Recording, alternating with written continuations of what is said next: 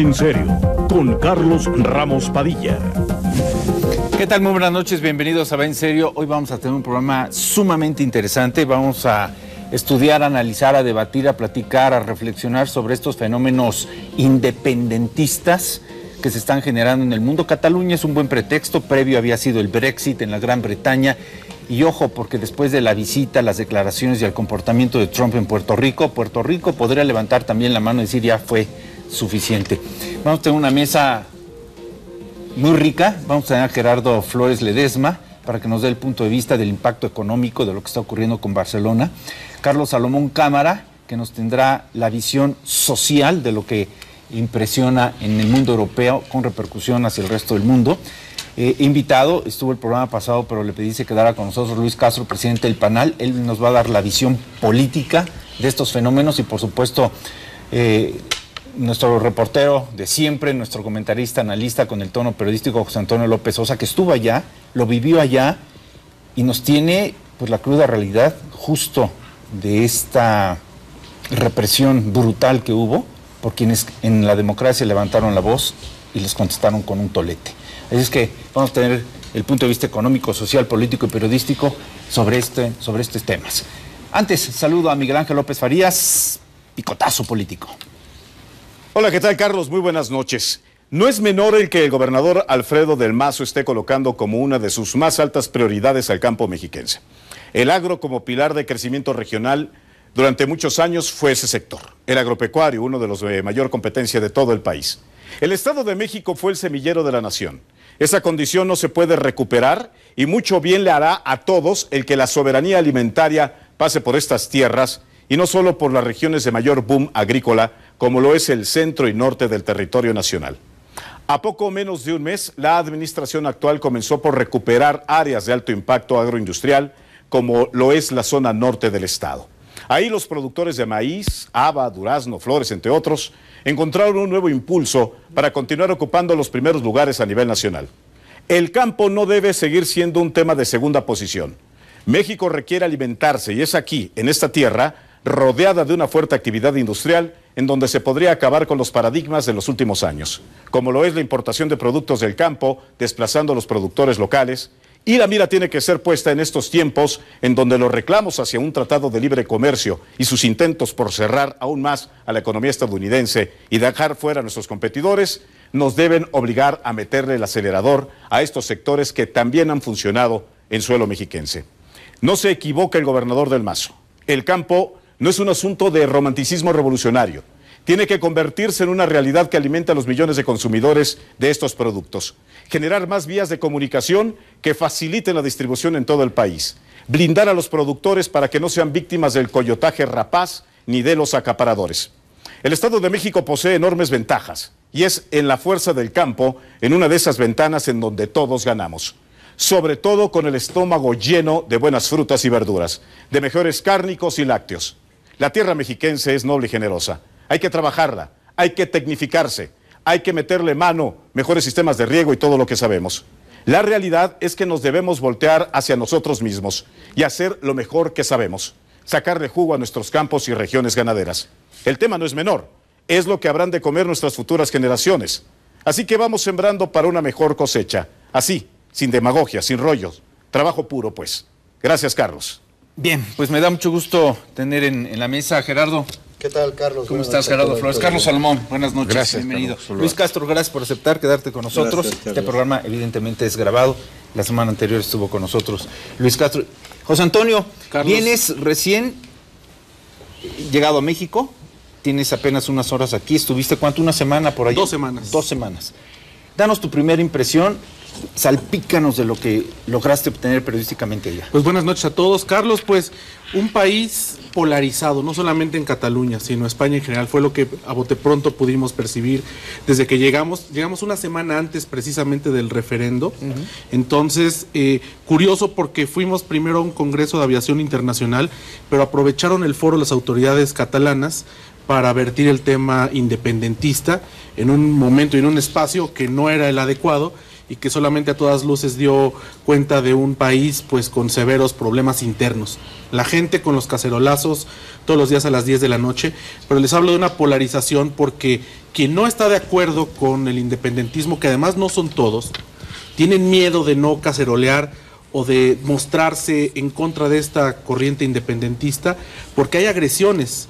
Se pusieron en huelga después de las votaciones, como saben, a partir del martes, después del referendo, de este referendo pues ilegal a todas luces por parte de la Constitución española, pero había tiendas, había restaurantes, había pequeños comercios que decidían cerrar, y esto nos lo comentaban al grupo de periodistas que estábamos ahí, no porque estuvieran a favor de esta causa independentista, sino porque si abrían, seguramente llegarían estos grupos que estaban movilizándose a golpear, a cerrar o a rayonear los diferentes espacios, no nada más en Barcelona, en Lleida y en otras, cerca de Cataluña también, estas otras ciudades que hay, que la verdad es que fue muy vivencial toda esta cuestión, porque vemos una sociedad polarizada y que además de un lado y del otro hay golpes.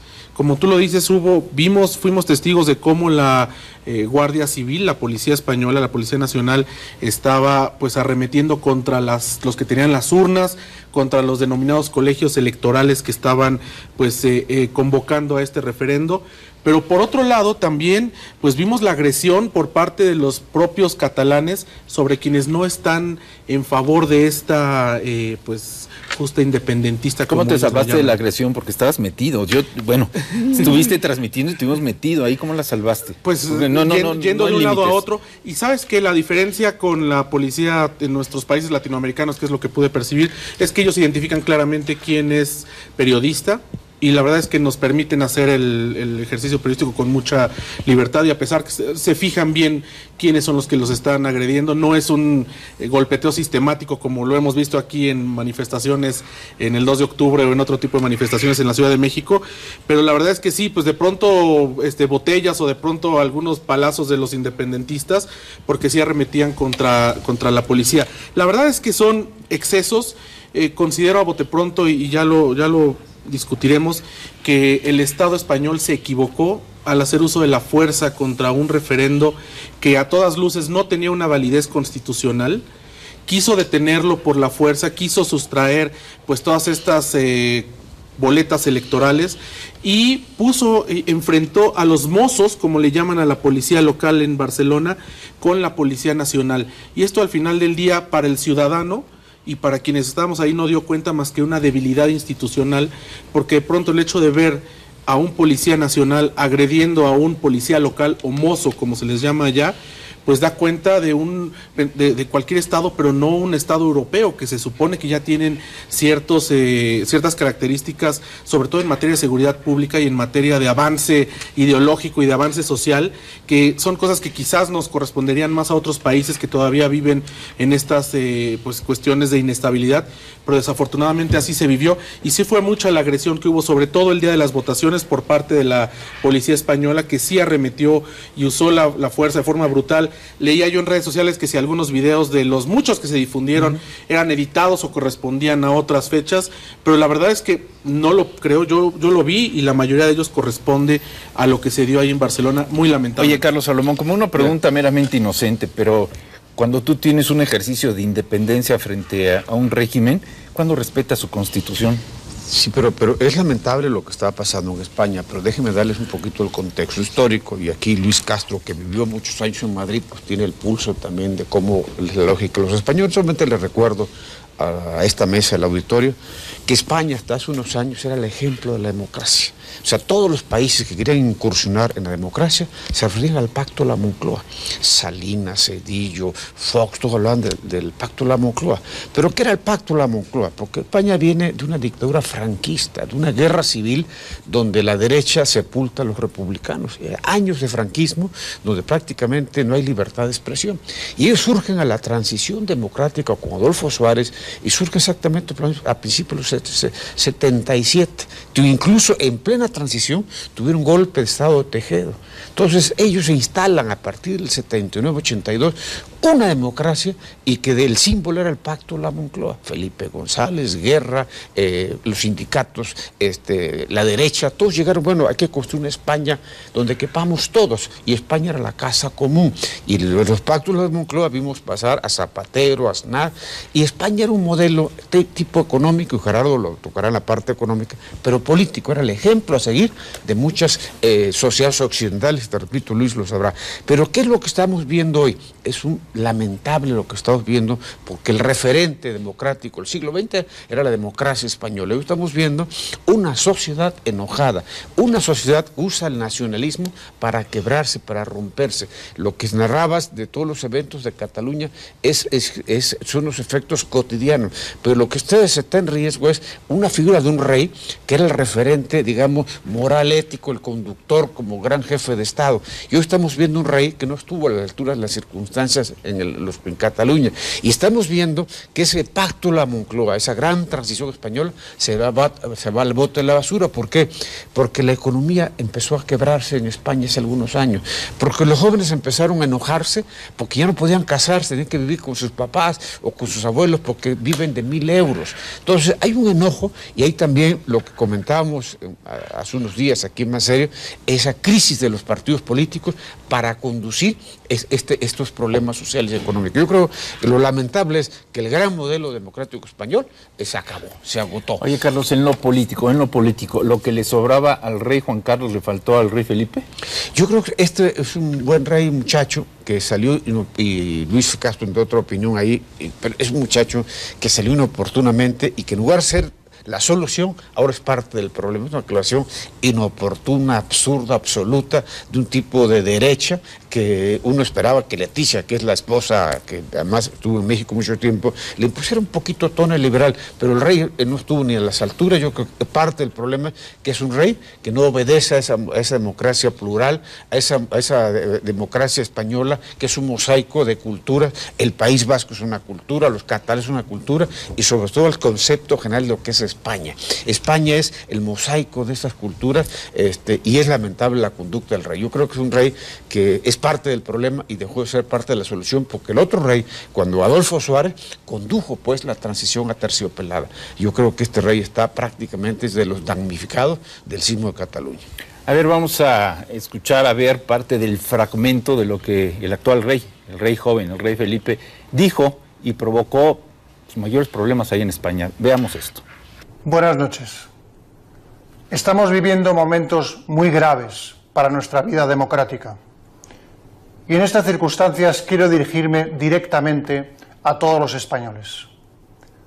Todos hemos sido testigos de los hechos que se han ido produciendo en Cataluña, con la pretensión final de la Generalitat de que sea proclamada ilegalmente la independencia de Cataluña. Desde hace ya tiempo, determinadas autoridades de Cataluña, de una manera reiterada, consciente y deliberada, han venido incumpliendo la Constitución y su Estatuto de Autonomía, que es la ley que reconoce, protege y ampara sus instituciones históricas y su autogobierno. Con sus decisiones han vulnerado de una manera sistemática las normas aprobadas legal y legítimamente, demostrando una deslealtad inadmisible hacia los poderes del Estado. Un Estado al que precisamente esas autoridades representan en Cataluña. Han quebrantado los principios democráticos de todo Estado de Derecho y han socavado la armonía y la convivencia en la propia sociedad catalana, llegando desgraciadamente a dividirla.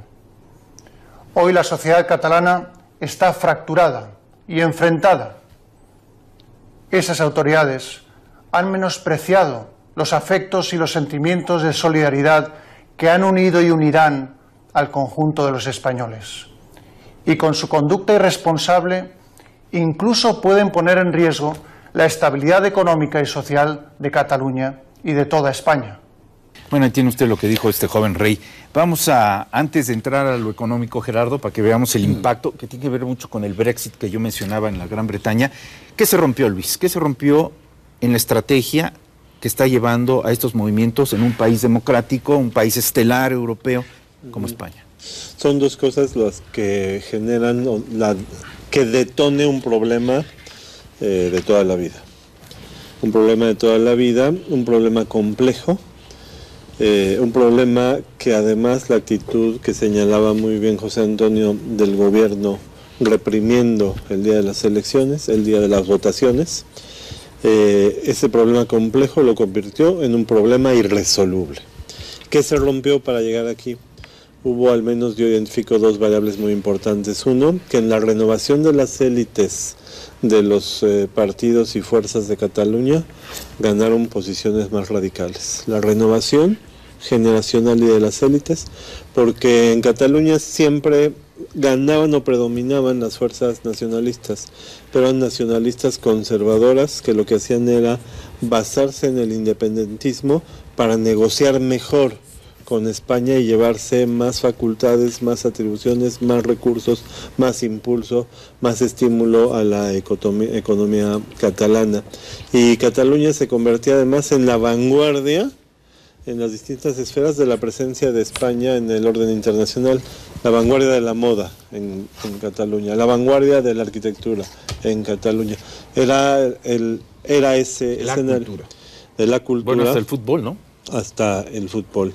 Entonces, en la renovación de las élites surgen cuadros más radicales que además desplazan por la corrupción principalmente y el agotamiento de los cuadros salientes, la familia Pujol y su escándalo que hasta pone en peligro el paraíso fiscal que es Andorra, con los pleitos entre banqueros y la familia. El segundo de los factores tiene que ver con un paulatino transformación del voto, que era un voto que ganaba la derecha independentista, pero que fue virando hacia la izquierda hasta que llegó la crisis de la corrupción y luego vino unas grandes coaliciones y grandes frentes que anteceden este fenómeno. Segundo, el reflejo de la debilidad y fragmentación política que llevó a constituir el gobierno español marcó claramente el tipo de diálogo que se establecía entre el centro de Madrid y Cataluña. Esto es la intolerancia. Dicen que el mejor promotor del independentismo en España ha sido Mariano Rajoy. Y señalaba José Antonio que se equivocó el gobierno. Yo lo diría de esta forma. El referéndum que fue convocado no respondía al Estado de Derecho. Están en juego distintas variables. Está en juego el derecho a decidir. ¿Tiene o no una comunidad derecho a decidir? Pues sí, la comunidad tiene derecho a decidir, pero la comunidad incluye a los españoles, incluye las distintas comunidades, incluye a los catalanes con distintas posiciones, pero está en juego el derecho a decidir. Están en juego libertades. La libertad de expresión fue la que se vio alterada, porque si el referéndum era ilegal, ¿qué quiere decir que era ilegal? Quiere decir que sus consecuencias no eran vinculantes y que el que pretendieran vincularlo estaba interpelando a la Constitución y ya se había manifestado el tribunal al respecto. Oye, déjanos ir a una pausa, esto está muy interesante, regresamos con el impacto económico y volvemos con José Antonio, porque parece una réplica lo que te acaban de hacer todos desde lejos, ¿no? Desde otro continente. Vamos a una pausa, esto va en serio, volvemos. Continuamos. Estás viendo Va en Serio. Este sábado, calles cotidianas y parajes olvidados aún conservan la memoria de la historia de un último gran centro ceremonial de las naciones prehispánicas, contada por investigadores, historiadores y expertos. No era ya solo Tloquenahuaque a quien adoraban, sino también el sol. Ciudad de los Dioses, este sábado, 3:30 de la tarde, por Mexiquense TV. México está en reconstrucción. En 2 días vino Sedato, nos censó y ellos nos dijeron, vamos por barrio, entonces ya te toca a ti, le toca a la otra señora. Las máquinas llegaron a demoler y a levantar escombros. Vamos a tener un techo donde meter a mi familia. Viene la reconstrucción de las viviendas. Juntos estamos reconstruyendo todos los estados afectados. México está de pie. Gobierno de la República. dónde voy? ¿A dónde vamos los mexicanos? Tenemos que acabar con la inseguridad, con la corrupción, con la desigualdad. Entonces hay que participar. Porque mi país me importa, yo tengo que formar parte de él. Entender que todos, todas somos México. Trabajar, participar, decidir, exigir. No dejarlo a los demás. Tengo que decidir y actuar porque mi país me importa. México soy yo. Este sábado. Para entender la evolución humana, necesitamos conocer su cultura y su arte. Históricamente, la disciplina artística por excelencia ha sido la pintura, cuya arte nos cuenta la historia de su época en general y de la vivencia de cada artista. Obras maestras de la pintura universal, este sábado, 8 de la mañana, por Mexiquense TV. Regresamos. A ver, Gerardo, danos tu punto de vista desde la óptica de la economía y las finanzas, porque hemos visto en estas últimas fechas el vaivén de los mercados bursátiles, pero lo que dice Janet Yellen o lo que está pasando en Corea, poco reflejo ha tenido Barcelona. Porque no se había hecho la declaración, ¿no?, de independencia. El caso, mira, para poner en contexto esto, Corea tampoco ha mandado los misiles. Bueno, por eso, pero está ahí la amenaza latente. Para poner en contexto lo que pasa en Cataluña, mira, la última declaración de independencia unilateral que se hizo fue en 2014 con Crimea, cuando Rusia igual manda a sus policías y sus tanques, se agarran a golpes. Hubo una especie de movimiento parecido, hubo cerca de 900 o 1500 heridos también, y se anexa Crimea con la declaración de independencia y pasa a ser nuevamente territorio ruso, se lo quita a Ucrania. ¿Y qué pasa inmediatamente después de que Ucrania se enfrenta al poderoso oso ruso? Le cancela los vuelos, le cierra las llaves del gas, porque todos los gasoductos que venían de Gazprom desde Siberia hasta toda Europa oriental y occidental pasan por Ucrania, pero tienen su periferia para meterlo por Crimea. ¿Por qué Crimea era importante para Rusia? Porque era el eslabón que une toda la vía férrea, los aeropuertos y toda la distribución de combustible. No era únicamente el pretexto de que en Crimea, una población parecida a lo que ocurre en Cataluña, quería la independencia de Crimea. Aquí la votación que se hizo el 1 de octubre en Cataluña, se habla de 2,5 millones, 2,300,000 votos en favor de la independencia y 137,000 votos de gente de Barcelona y Cataluña que no están a favor de la independencia. Pero estamos viendo el fenómeno en Cataluña que con o sin declaración, las grandes empresas, las significativas, las referentes se están saliendo, se están yendo a Madrid. No es un tema nuevo, Carlos. El asunto de los bancos, por ejemplo, en Cataluña tiene desde 2009, empezaron a salir los bancos. Han salido 9 grandes bancos de Cataluña. Los últimos 2 fueron Sabadell y CaixaBank, donde Carlos Slim tiene el 49% de las acciones. Cataluña cubre casi el 25% del comercio, por ahí entra el 25-30% del comercio de España. Cubre el 20 o 25, entre 20 y 25% del Producto Interno Bruto de toda la península. Se compara con Madrid en cuanto a aportación de Producto Interno Bruto. El problema que se viene con esto, Carlos, es no es el sentimiento de independencia, sino la generación de problemas que va a acarrear. En San Sebastián, en la zona de Navarra, en Pamplona, bueno, pues también existen indicios de que la gente también se quiere independizar. El Palacio de la Moncloa o los acuerdos de la Moncloa fueron únicamente para esta unificación. Se vino después un proceso para tratar de que la población vasca tratara de incorporarse al proceso de pacificación y lo lograron. Lo lograron con Felipe González y con Adolfo Suárez y con los políticos que aquí ya se mencionaron. ¿Qué pasó cuando se dividió Yugoslavia? Pasó exactamente lo mismo, se hicieron declaraciones de independencia. Entró Bosnia, Croacia, Eslovenia, Macedonia, Montenegro, Serbia, Herzegovina, y todavía hubo una guerra entre Kosovo y Serbia por una independencia mayor. ¿Qué pasó con la República Checa? Se generó una república, Checoslovaquia desaparece en el 93, empieza Eslovaquia y empieza la República Checa. ¿Qué ocurre inmediatamente después en lo económico? Pues hay dos ciudadanías, hay dos religiones, porque la mayor parte, en algunos grupos son musulmanes y en otros serán cristianos.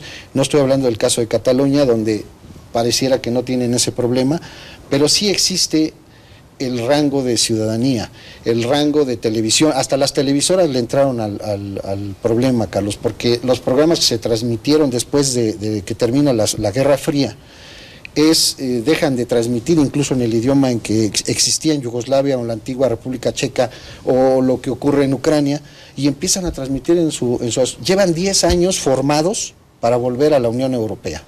No estamos hablando de Gran Bretaña, porque Gran Bretaña no es Cataluña. Gran Bretaña es un país que tiene por sí mismo la segunda y tercera posición a nivel mundial en cuanto a comercio, finanzas, transacciones y operaciones en todo el mundo de tipo global. No necesita formarse como le podría pasar a Cataluña, tendría que esperar ahí, como lo han hecho todos estos países ahora independientes que formaban parte de la Yugoslavia. Pero el quiebre para España, si se separa Cataluña, es muy importante. Yo creo que lo tienen que pensar mucho.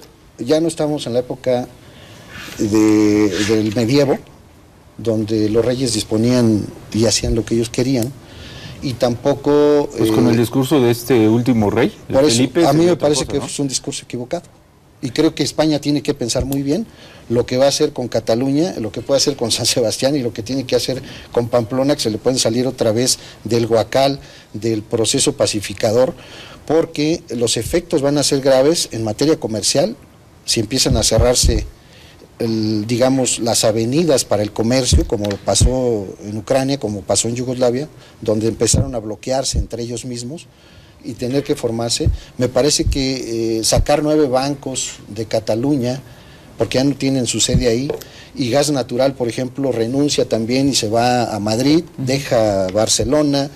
Me parece que tendrían que pensarle España también, porque aquí, Carlos, es como si Chiapas o Yucatán, que también en algún momento tuvieron su procedimiento, su proceso de independencia, se separara, ¿no?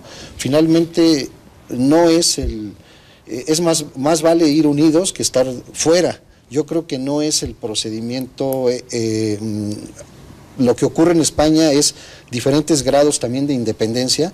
No existe la misma independencia o el mismo respeto que tienen con las provincias vascas que lo que está pasando en Cataluña. Yo creo que es un derecho muy válido que en Cataluña ellos estén exigiendo, que los vean, si aportan tanto. Es como si aquí Tabasco te exigiera que le veas con otros ojos, porque aportan mucho para el Producto Interno Bruto por ser un estado petrolero, y no le revierte el Estado lo mismo, ¿no? A ver, periodista, ¿cómo viste a los medios allá? ¿Cómo lo sentiste? Pues realmente divididos. Yo creo que en esta ocasión los medios de comunicación se sumaron más que como informadores, como activistas, porque depende el medio de comunicación. Si eran catalanes, pues evidentemente hicieron una cobertura de toda la violencia que hubo del Estado español contra los independentistas y contra quienes tenían estas urnas electorales. Los medios de comunicación nacionales, es decir, situados en Madrid, principalmente Radio y Televisión Española, bueno, pues en lugar de pasar estos incidentes, se centraron en seguir debatiendo por qué Cataluña no debiera independizarse y por qué han estado actuando fuera de la ley. Y lo mismo sucedía con los periódicos. Fue muy difícil encontrar un medio de comunicación realmente neutral que pudiera darle a ambos sectores un espacio. Y esto es muy preocupante, porque además de dejar de ser un ejemplo de democracia España, como lo comentaba Carlos, también representa pues un retroceso a nivel medios de comunicación. Muchos jóvenes en Madrid comparaban esto con, lo hacían ver como una transición al viejo esquema del franquismo en cuanto a medios de comunicación, que estos, lejos de darle oportunidad a las diferentes fuentes para informar, tomaban partido y sobre ello únicamente informaban. Oye, pero ¿hubo censura ¿Hubo agresión hacia los medios? No hubo agresión, más bien esto, si en todo caso le llamaríamos autocensura, porque cada quien publicó con libertad y definía cuál era su línea editorial. Ahora, aparte de lo que decía Carlos, es bien interesante esta condición histórica. A lo que refieren siempre los independentistas es a esta Generalitat, como se le llama al gobierno de Cataluña, que estuvo en el exilio durante los años del franquismo. Entonces ellos están haciendo una referencia histórica, bueno, vaya, se van hasta la Corona de Aragón para tratar de convencer a la gente de por qué Cataluña siempre ha sido sometida por los diferentes poderes españoles. Puede ser válido o no el discurso, pero lo que yo noté también es que ninguna de las dos partes, ni Puigdemont con los independentistas, ni el Estado español con el presidente Rajoy, en ningún momento le dan a la población certeza de si van a estar mejor si en el caso del Estado español no hay una independencia, o en el caso de Puigdemont si van a estar mejor si Cataluña se independiza. Se rompe. Es solamente ideología, es solamente la retórica, pero no hay un esquema ni siquiera de gobierno claro por parte de los independentistas para hablar del manejo económico. Siguen retando a la Unión Europea, a pesar que ya la Unión Europea les dijo que dejarían de ser parte de la Unión, siguen retándolos diciendo que no es posible que dejen a tantos millones de europeos fuera, siguen retando a los empresarios, retan a todo el mundo, pero no tienen un planteamiento claro en lo económico, en lo social o en lo político, de qué sucedería si el día de hoy Cataluña se independiza. Y por último hubo algo muy curioso donde jugó un papel importante un medio de comunicación que fue la BBC. Entrevistan el día 2 de octubre a Carlos Puigdemont, y le dicen que esa entrevista va a salir hasta el día 5 de octubre. Entonces él dice que en 48 horas después que se den los resultados oficiales, hará una declaración de independencia de Cataluña. La BBC, con mucha habilidad, lo publica por la gravedad de las circunstancias. Lo adelanta. El mismo día 2, y esto hace que todo el mundo se le vaya encima a Puigdemont cuando había dicho que todavía no tenían claro si iban a declarar o no la independencia. Así que bueno, pues se dejó sorprender por un medio de comunicación, y aquí vemos también lo importante que sigue siendo el ejercicio periodístico cuando hay un hecho de esta relevancia. ¿Y eso, Salomón? Yo creo que en México vivimos en el 88 una frágil democracia, y la elección presidencial de 88 nos marcó. Y nosotros nos educaron que enfrente en España había una transición democrática muy exitosa, y casi agarramos el ABC de los pactos de la Moncloa, era el ejemplo de la democracia española. Y yo creo que lo que pasa ahora en Cataluña, porque vamos a hacer un corte, es el ejemplo de lo que no podemos nosotros. En España hay un veneno, está envenenada la población. El nacionalismo es algo recalcitrante, ultra, que lo que está generando una división, y lo que tenemos que observar, como antes observamos con mucho cuidado la transición democrática, ahora hay que hacer exactamente lo contrario de lo que está sucediendo en España. Tenemos que construir un órgano electoral con una gran autoridad, con una gran moral, con una gran ética, porque lo que está pasando en España es, en parte, y no sé si Luis Castro lo apruebe, es en el sentido el divorcio de esos partidos políticos, lo llama el cambio de las élites. Yo creo, porque hace en los años 80, en España, 86, había Pascual Maragall, el gran alcalde de Barcelona, era la tierra de la cultura, pero los socialistas de España y de Cataluña buscaban, como decía Luis, chantajeaban un poco el Estado español para conseguir obras. Tan es así que la Olimpiada de Barcelona, se llenó Barcelona de infraestructura del propio Estado español. Claro. Entonces esas figuras como Maragall hacen falta ahora en estos momentos políticos, porque eran figuras que construían y no destruían. Y estamos viendo figuras que destruyen en lugar de construir, pero además destruyen sin tener una alternativa de construcción, que es lo más delicado, Carlos.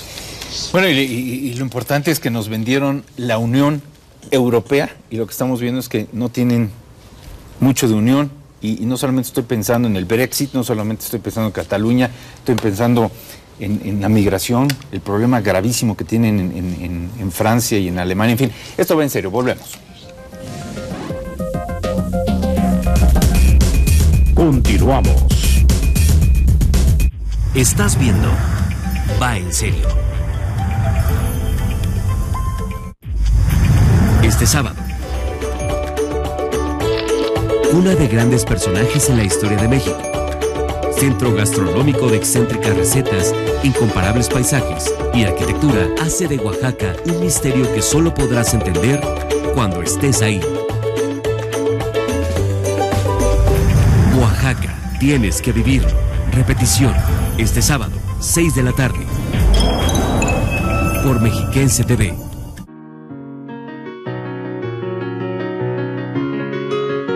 Este es el Centro de Detección y Diagnóstico de Cáncer de Mama del Estado de México, ubicado en Toluca. Aquí cuentan con esta mesa para biopsias por estereotaxia que tiene la particularidad de detectar cualquier anormalidad que no sea palpable. Recuerda que la diferencia entre la vida y la muerte es un diagnóstico temprano. Mujer, si no te cuidas tú, nadie lo hará por ti. Tu vida está en tus manos.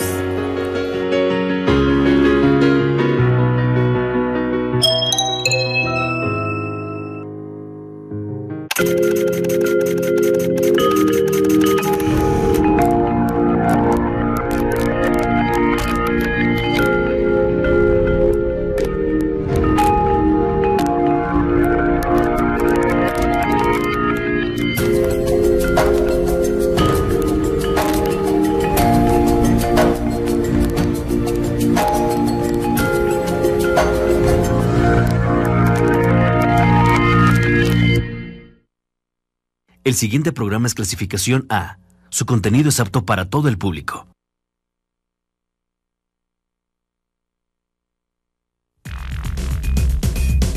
Regresamos. Sería interesante que José Antonio López Sosa, que estuvo allá, nos diera una fotografía de este problema que acabo de mencionar antes del corte, que es la migración. Cómo está pegando también allá la migración en esta zona de Cataluña, que, bueno... Tu impacto, Luis, antes de escuchar este programa migratorio, tu impacto de lo que has escuchado aquí, en política, por supuesto. Son varias cosas. Uno, la naturaleza del conflicto tiene que ver con una identidad cultural y un sentimiento nacionalista que había sido oprimido por el franquismo y que se fue, además, transmitiendo de generación en generación y a veces impostada. ¿Qué quiere decir con impostada? Cuando obligas a que las películas se doblen al catalán, cuando metes el catalán como el idioma oficial en la educación, en las escuelas primarias, lo mismo que en la propia universidad, cuando obligas a los profesores universitarios a dar clases en catalán. En fin, hay una especie de combinación entre preservar la identidad cultural e imponer características a quienes migraron a Cataluña de toda España y de distintas partes del mundo. Segundo, perdón, antes de que sigas con el segundo, creo que gran parte de la crítica que tuvo el rey joven en su discurso fue que no habló en catalán. Y aquellos lo sintieron como una ausencia de respeto. Puigdemont le contestó en castellano, le dijo, le voy a hablar en el idioma que usted sabe. Así es, tiene mucho que ver. Y esto es muy importante lo que señalas, ¿por qué? Porque además el independentismo catalán es republicano, están planteando un régimen distinto. Están tratando de elegir la república. ¿Y qué consiste que sea republicano? Que es antimonárquico. Desconocer la corona. No desean que el régimen sea la monarquía parlamentaria que tiene España. Entonces, de ahí que una de las cosas que tendría que hacer el rey joven, como bien le señalas, es recuperar el ejercicio del poder mediador que le atribuye la Constitución. Y ese poder mediador era lo que le permitía a la monarquía española erigirse arriba del conflicto, no, como bien señalaba Carlos, formando parte del conflicto. De ahí que quien se ofrece como mediador entre Rajoy, entre Madrid y Barcelona, es Podemos.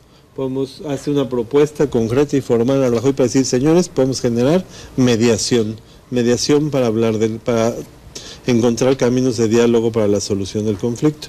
Cuando decía yo, antes del corte, que se equivocó Rajoy, quise decir que perdió la razón. Y que es más grave, ¿no? Equivocarse todavía tienes un rango para actuar. Tenían la razón porque era un referéndum ilegal, no vinculante. Y cuando van y dan macaquecos, ¿qué es lo que hacen? Perder la autoridad para poder hablar y perder la imagen internacional para poder tratarlo. Así es.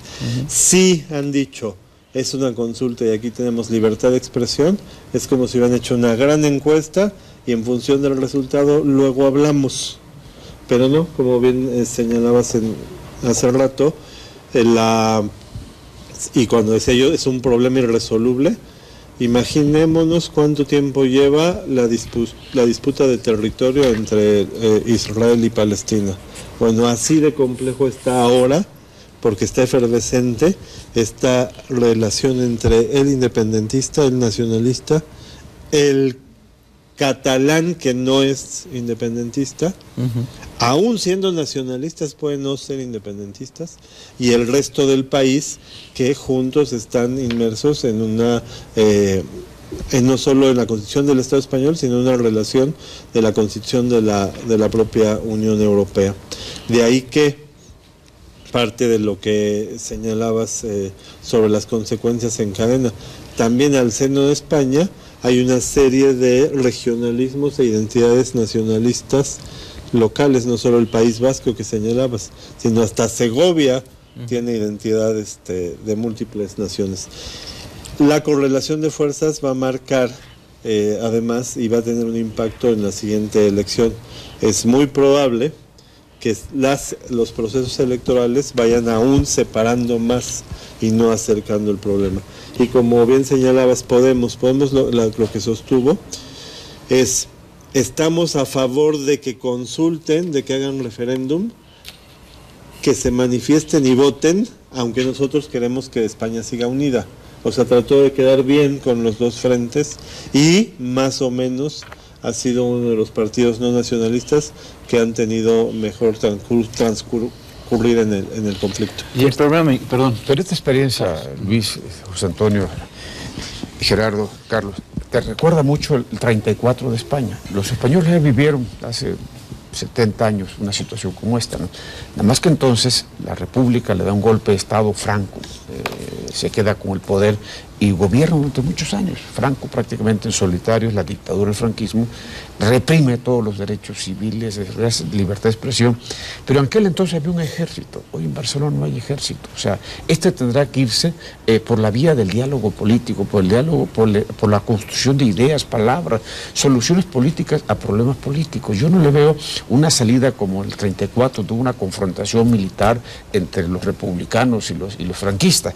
Tendrá que ser en el escenario de los parlamentos, de la política, y en ese escenario hay dos perdedores. Déjame decir interlocutores, tanto Rajoy como el propio rey. El rey tendrá que recomponer, si quiere, siguiendo, como dice Luis Castro, el referente moral de la sociedad del Estado español, tendrá que recomponer, buscar las formas políticas. Hay mil maneras, hasta de pedir una disculpa, pero él, si no recompone su posición ante la sociedad plural de España, pone en riesgo la monarquía misma. Pone en riesgo la monarquía y él es parte del conflicto. En una ecuación política siempre hay problemas y hay soluciones. La solución es esta, es muy diferente a la del 34. Yo más les recuerdo que en el 34, siendo presidente Lázaro Cárdenas, nosotros en México recibimos en el puerto de Veracruz a miles de republicanos, pero eran ingenieros, doctores, una clase cultural que además vino a la universidad y enriqueció la cultura en México. Yo creo que ese fenómeno del 34, la guerra civil, no va a pasar. ¿Por qué? Porque no hay ejércitos en Barcelona. Entonces es una sociedad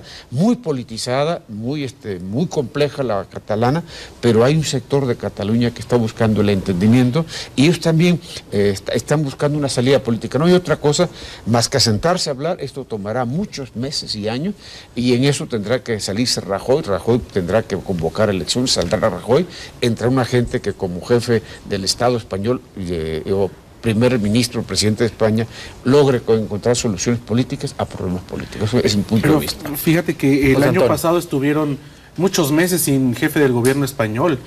Vienen de un fenómeno muy complicado en cuanto a procesos electorales internos. Porque hay una crisis de partidos. Hay una crisis que denotan esto. Ahora, son 18 comunidades en España. Cataluña intentó convencer a la comunidad valenciana de sumarse a este independentismo, porque son vecinos, porque comparten parte del idioma, comparten parte de la identidad, pero la comunidad valenciana les dijo no se sumó al independentismo. Y entrevisté yo al señor Joseph Andrew, él es ministro de Territorio y Sustentabilidad allá, y él me explicaba eso. Son cosas que a mí me sorprendieron, ¿no? Él, dentro de las explicaciones que me daba para pedir la independencia, hacía referencia a que nosotros, los países latinoamericanos, en algún momento decidimos independizarnos de España y que era un proceso similar. Yo le dije, señor, pero eso fue diferente. Nosotros nos conquistaron y nos invadieron. Nosotros nunca fuimos parte per se ni territorialmente de una corona. Pero bueno, hasta esos extremos llegan en cuanto al... Hoy no les dijiste, y ustedes fueron los que nos invadieron. No más falta, ustedes fueron parte también. Pero bueno, hasta ese punto llegan y sí, me parece que está en riesgo y como tú dices, un problema quizás irreparable al corto plazo, porque están las heridas muy abiertas y porque no hay forma que puedan sobre todo con los golpes. Yo creo que esos golpes de la policía victimizaron a los independentistas catalanes, y un movimiento de esta naturaleza necesita enemigos ficticios o reales, y ahí les dieron un enemigo real, que es la policía española, tras haberlos golpeado. Gerardo. Mira, Carlos, es muy fácil convencer a la gente de Cataluña de lo que podría pasar desde el punto de vista económico, las consecuencias que tendrían que sufrir. Yo no estoy avalando el que se sumen o no obedezcan o no a la corona, o sean parte de una república, o quieran independizarse y ser algo así como los países que ya mencioné. Hace menos de 20 años éramos 164 países integrados en Naciones Unidas. Hoy hay más de 200, 210, 220, por todos estos movimientos que ves. ¿Quiénes son? Si tú percibes Afganistán, nosotros no tenemos nada que ver con Afganistán, ni comercio, es más, nadie habla pasaragüi. Si ves Pakistán, tenemos muy poco comercio con ellos. Si ves Lituania, Letonia, Estonia, países que se independizaron después de la Guerra Fría, y cuando Gorbachev les dijo, ¿quieren independizarse? Pues adelante, no tenemos comercio con ellos. ¿Qué pasa con los kurdos en la parte norte de Irak?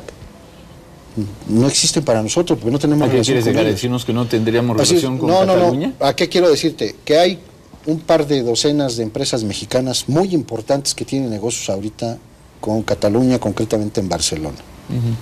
Si pasa, concediendo sin suponer, o suponiendo sin conceder, que Cataluña se independiza, declara, se sale, se forma para entrar a la Unión Europea, ¿qué es lo que va a pasar? Si ya salieron los bancos, se salen las empresas, van a tener que irse a otra parte, no es factible. ¿Qué va a pasar con las deudas?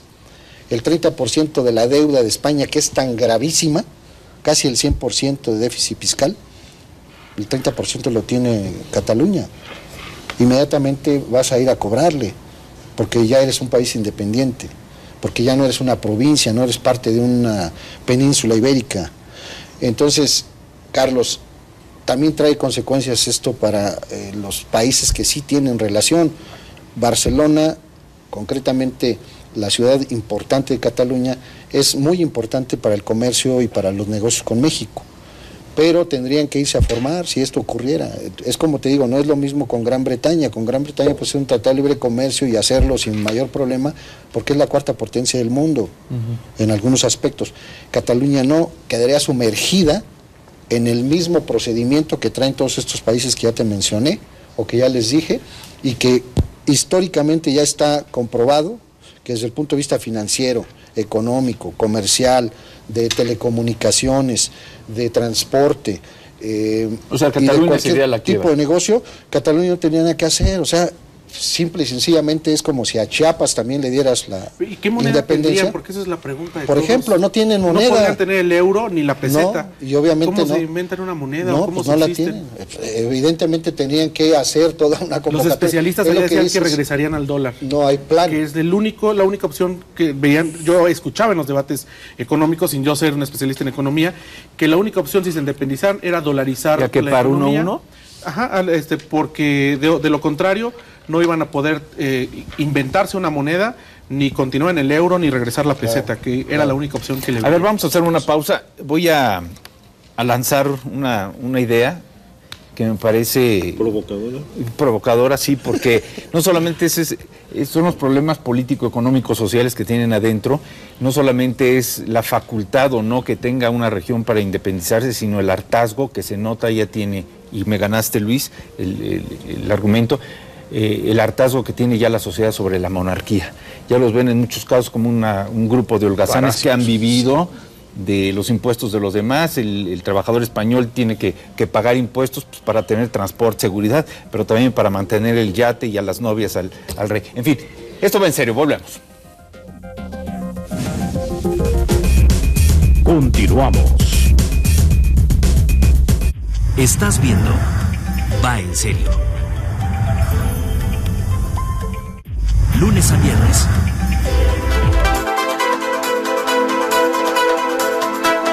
el equipo de MX Club Deportes, ya nos encontramos listos y el día de hoy tengo el gusto de saludar a Adriana Maldonado. La semana con la mejor actitud y por supuesto con la mejor información, todo lo que ha transcurrido en el Estado de México, aquí lo tendremos durante los próximos 30 minutos. MXQ Deportes, lunes a viernes, 8 de la noche, por Mexiquense TV. La cosmogonía mexica, precisa y armoniosa, asociaba a la luna con el número 13 al observar que mientras la Tierra da una vuelta alrededor del Sol, la luna da 13 vueltas alrededor de la Tierra. Su pensamiento matemático los llevó a observar que 4 fases, es decir, 28 días multiplicados por 13, resulta en 364, es decir, el periodo de 13 lunas que caben en un año. A esto se le llamó cuenta lunar. Lunas de octubre, México en el ombligo de la luna. Sábado y domingo. Aún con los ojos cerrados, se puede ver el mundo de diferente manera. Descubre con el pequeño Nico y sus amigos lo que hay más allá de nuestras diferencias. Disfruta de todas las aventuras de Nico en compañía de Tom, su inseparable amigo peludo. Nicolás. Sábado y domingo, 7:30 de la mañana.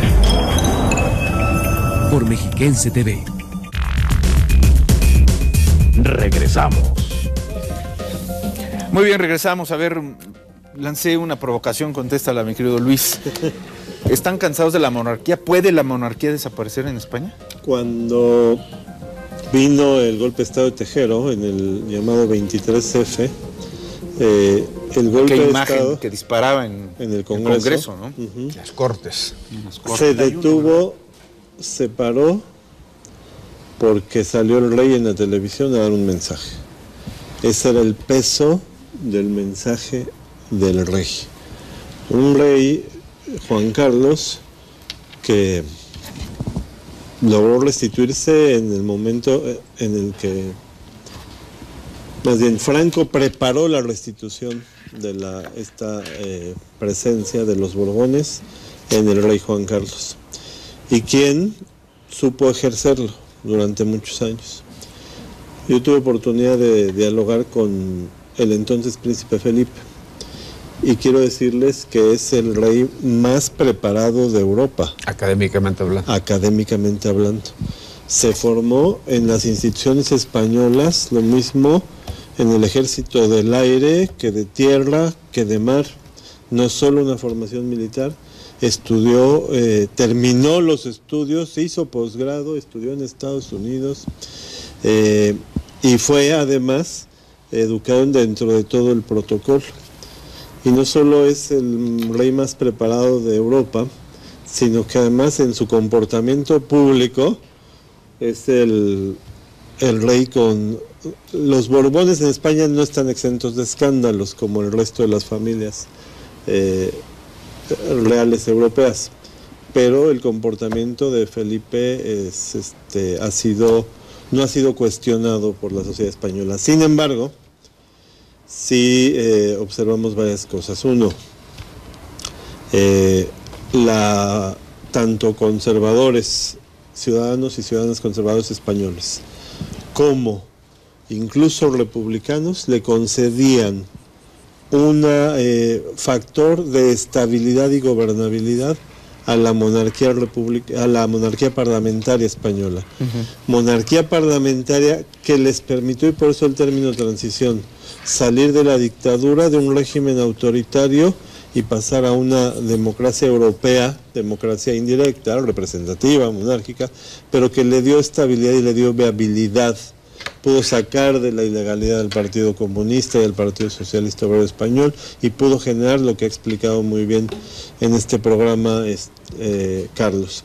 Entonces, ¿qué sucede con Felipe se casa con alguien que no viene de las casas reales europeas, y le genera eso una simpatía en las nuevas generaciones que ya no eran monárquicas, sino juancarlistas, como bien señalas. Entonces genera la posibilidad de renovación de la monarquía. Y esto se agota o comienza a agotarse, para no ser catastrofistas, porque con la forma como ha aparecido frente al conflicto de Cataluña.